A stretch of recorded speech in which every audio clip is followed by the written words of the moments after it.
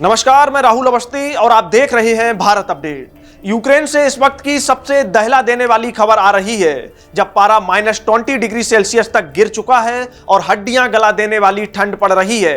तब पुतिन की सेना ने यूक्रेन पर अब तक का सबसे भीषण हमला बोला है।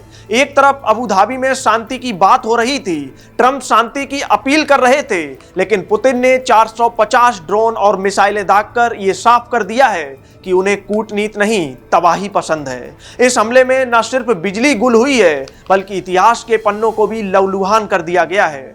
देखिए हमारी ये विशेष रिपोर्ट।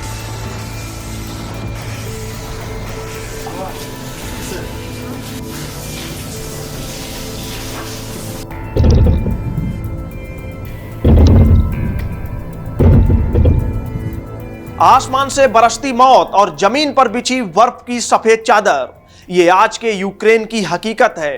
रूस और यूक्रेन के बीच जंग को 4 साल होने को आए हैं, लेकिन इस बार का प्रहार सबसे शक्तिशाली झटका बताया जा रहा है।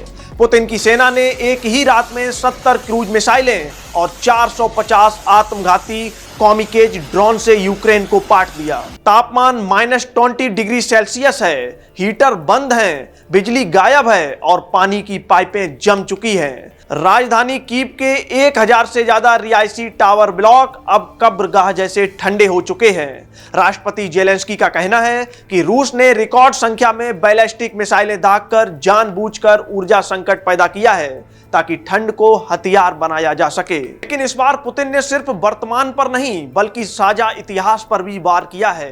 कीव में स्थित सोवियत युग का वह ऐतिहासिक द्वितीय विश्व युद्ध स्मारक रूसी मिसाइलों की चपेट में आ गया, जो नाजी जर्मनी पर जीत की याद दिलाता था। विडंबना देखिए, जिस इतिहास की दोहाई देकर रूस इस युद्ध को सही ठहराता है, उसी इतिहास के प्रतीकों को मलबे में तब्दील कर दिया गया।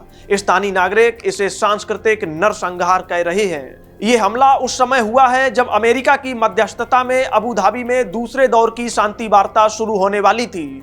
अमेरिकी राष्ट्रपति डोनाल्ड ट्रंप ने पुतिन से युद्ध रोकने की अपील की थी, लेकिन पुतिन ने इन अपीलों को ठेंगा दिखा दिया है। नाटो प्रमुख मार्क रुटे ने भी कीव का दौरा कर साफ कर दिया है कि ये हमले शांति की ओर बढ़ते कदम नहीं, बल्कि आतंकवाद का नया चेहरा है। तबाही की भयावहता को इन आंकड़ों से समझिए। रूस ने एक ही रात में काल बनकर 70 क्रूज मिसाइलें और 450 आत्मघाती ड्रोन यूक्रेन पर झोंक दिए। यह इस साल का सबसे बड़ा हवाई हमला है, जिसने एयर डिफेंस सिस्टम को हिला कर रख दिया है। नतीजा यह है कि राजधानी कीव के 1000 से ज्यादा रिहायशी टावर ब्लॉक्स में सन्नाटा और अंधेरा पसर गया है। हीटिंग सिस्टम फेल हो चुके हैं, जिससे लाखों लोग अपने ही घरों में जमने को मजबूर हैं। इस बार दुश्मन सिर्फ रूसी मिसाइलें नहीं, बल्कि प्रकृति भी है। यूक्रेन में पारा गिरकर -20 डिग्री सेल्सियस तक पहुंच चुका है।